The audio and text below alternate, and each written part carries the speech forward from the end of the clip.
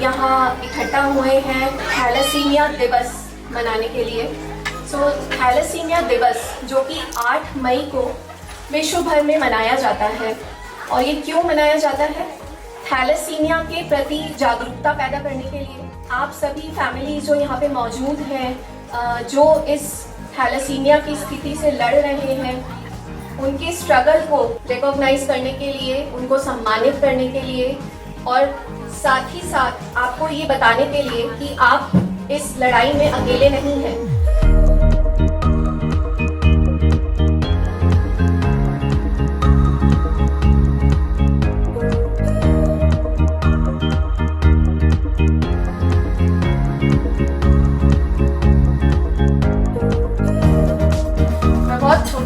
बता रही हूँ आपको। मैं निकल रही थी पीडियाट्रिक वार्ड से, तो एक 3.5 साल के बच्चे ने मेरी साड़ी पकड़ ली। उसको ब्लड ट्रांसफ्यूजन हो रहा था। मैं बड़े चक्कर में कि मेरी साड़ी शायद कहीं अटक गई है, और मैंने सोचा, मैंने पीछे मुड़ के देखा तो एक बच्चा मेरी साड़ी पकड़े हुए। तो मैंने उसकी माँ बगल में बैठी थी, रो रही थी। तो जब उसकी माँ से मिली तो उसके दोनों बच्चे थे और दोनों थैलेसीमिक थे। समस्या तब जानकारी में आई कि मतलब उस माँ ने बहुत कष्ट झेली। तो उस दिन जहन में आया कि क्या हम कुछ नहीं कर सकते? गवर्नमेंट कर रही थी, अपनी अपनी जगहों पे छोटे मोटे प्रयोग हो रहे थे, लेकिन तब कहीं लगा कि नहीं, कुछ तो ऐसा होना चाहिए जहाँ बच्चों को सुविधा हो। तो वो सोचते हुए एक छोटी सी वो हुई कि ब्लड जो है सबको फ्री कर दिया जाए। तो 2010 में थैलेसीमिया और सिकल सेल और हीमोफीलिया तीनों को ब्लड को फ्री किया गया। एक तो ये है कि जो एग्जिस्टिंग बच्चे हैं उनकी केयर, अगर उनकी केयर की बात की जाए तो मेरा ख्याल है कि जब से मैडम मुनीता श्रीवास्तव ने हेल्थ में ज्वाइन किया है, जो 8-9 साल में हुआ है, हम पिछले 25-30 साल में नहीं कर पाए, और इसके लिए मैं इनको विशेष धन्यवाद देना चाहूँगा। तो अब मैं आपसे ये कहना चाहूँगा कि आपके पास अभी सुविधाएं हैं, पहले तो सुविधा थी ही नहीं। तो दूसरा सबने कहा कि इतने बच्चों के लिए इतनी सुविधाएं हो गई हैं, लेकिन इसका अंत कहीं तो करना होगा ना। तो सबसे बड़ा रोल जो प्रिवेंशन के ऊपर है, अगर हम पब्लिक में अगर हम थैलेसीमिया स्क्रीनिंग करते हैं तो 100 में से 4 आएंगे, या हाई रिस्क कम्युनिटी होगी तो 7, 8 या 10 तक आ जाएंगे। लेकिन अगर आप अपनी फैमिली में करते हैं तो आपके जो इवन कजन्स में भी 1 in 8 आ जाता है। रियल ब्रदर सिस्टर को आप शायद करा लेते होंगे, अगर अपने कजन्स से कराते हैं, या जो आपके अनमैरिड अंकल आंटी हैं, दोनों तरफ मदर या फादर साइड के, तो वहाँ जो है वो इतनी ज्यादा लोग थैलेसीमिया कैरी मिलेंगे ताकि हम उनको रोक सके। सुनीता जी ने बहुत अच्छे से बताया थैलेसीमिया के बारे में। देखिए, इतनी बीमारियां हैं, इतनी समस्याएं हैं, लेकिन जब परिवार में कोई चीज होती है तब आपका उस बीमारी के बारे में ज्ञान बढ़ता है। उस बीमारी से संबंधित मेडिकल में कितना विकास हुआ है, कितना विकास नहीं हुआ है, कहाँ पे बाधाएं हैं, कैसे हम उसमें अपना सहयोग दे सकते हैं, इन सब के बारे में एक धारणा बनने लगती है। एक तो हम लोग अपनी सुविधाएं बढ़ाते जा रहे हैं, हमारा उपचार का बढ़ रहा है। एक नई हम लोग बोन मैरो ट्रांसप्लांट की एक यूनिट डाल रहे हैं, जो कि शायद हो सकता है प्रदेश में सबसे बड़ी यूनिट हो बोन मैरो ट्रांसप्लांट की, और निस्संदेह बच्चों के बोन मैरो ट्रांसप्लांट की तो सबसे बड़ी यूनिट होगी। तो अब हमारे ख्याल से समय ही आ रहा है कि जैसे जैसे सुविधाएं हम बढ़ाते जा रहे हैं, ऐसे ही रिसर्च उसमें करें, शोध उसमें और बढ़े, जिससे कि ये बीमारी की हम लोग रोकथाम के स्टेज में आए। एक चीज जरूर हम ऐसी चीज जरूर कहते हैं कि बिना डॉक्टर की सलाह के कोई भी इलाज नहीं। हर मरीज के साथ बीच में कोई अच्छे फेज आते हैं, कोई थोड़े से खराब फेज आते हैं, बहुत सी बीमारियों में होता है। यही चीज हमने कुछ कैंसर, चाइल्डहुड कैंसर पे भी कही थी कि कुछ अच्छे दिन होते हैं, कुछ दिन में फिर बीमारी फिर से प्रकोप देने लगती है, लेकिन निराशा इसका उत्तर नहीं है। और हमारा जो विभाग है, जो हेमेटोलॉजी का विभाग है, जो हमारा जो थैलेसीमिया देख रहा है, बहुत डेडिकेटेड लोग हैं, बहुत कर्तव्यपरायण लोग हैं, जो कि इसमें काम कर रहे हैं और हर तरह से आपकी मदद करने के लिए तत्पर हैं। इन कुछ शब्दों के साथ हम फिर से अपने विभागों को बधाई देते हैं कि इस तरह के जागरूकता कार्यक्रम शुरू करते हैं। जिंदगी मेरी सौ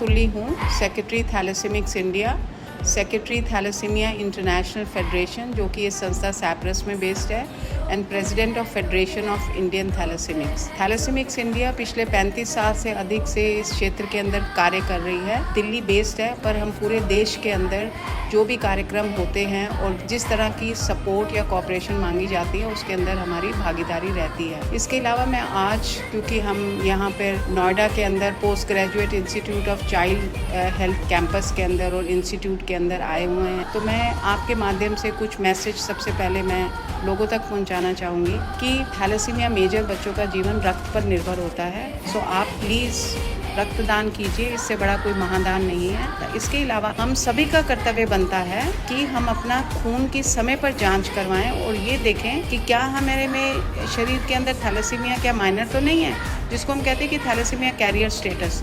तो एक सिंपल सा ब्लड टेस्ट है HbA2, वो टेस्ट कराने से हमें पता चल जाता है कि हम नॉर्मल हैं, एवरीथिंग इज़ फाइन। और अगर हम कैरियर हैं तो हमें आगे क्या सावधानी बरतनी है, क्योंकि 2 कैरियर्स जब शादी करते हैं तो वो तभी उनके यहाँ पे हर एक प्रेगनेंसी के अंदर 25% चांस होता है कि उनके यहाँ पे थैलेसीमिया मेजर बच्चा पैदा हो सकता है।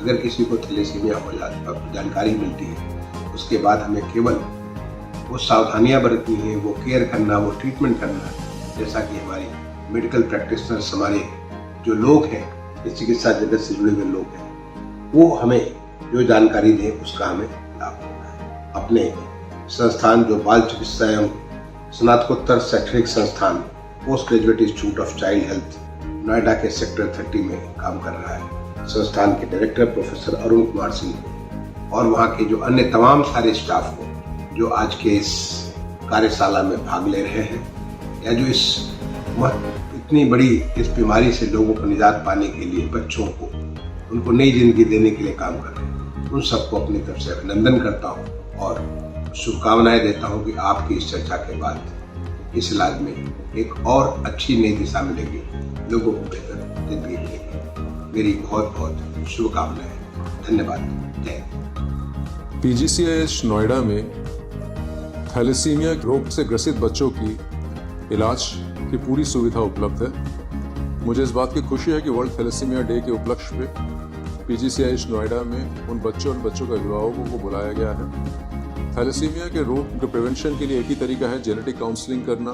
शादी के टाइम में ये ध्यान रखना कि कौन से प्रकार रोग के हो सकते हैं। इसके अलावा ब्लड ट्रांसफ्यूजन रोगियों को ज़रूरत पड़ती है, इसके लिए PGCIH में पूरी फैसिलिटी है, निःशुल्क ब्लड दिया जाता है और साथ में दवाइयाँ भी दी जाती हैं ताकि इन बच्चों को ब्लड कंटिन्यूसली मिलता रहे। ये इम्पॉर्टेंट है कि हम लोग वॉलंटरी ब्लड डोनेशन को आगे बढ़ाएं और PGCIH नोएडा ही नहीं बल्कि बाकी ब्लड बैंकों में भी ब्लड की निरंतर उपलब्धता इन बच्चों के लिए बनी रहे। वर्ल्ड थैलेसीमिया डे में PGCIH जो कर रहा है और इसके बाद जो बोन मैरो ट्रांसप्लांट के जो काम वो करना चाहता है, उसमें मेरी सारी शुभकामनाएं हैं। PGCIH नोएडा भविष्य में बहुत अच्छा काम करेगा, ऐसी मुझे आशा है।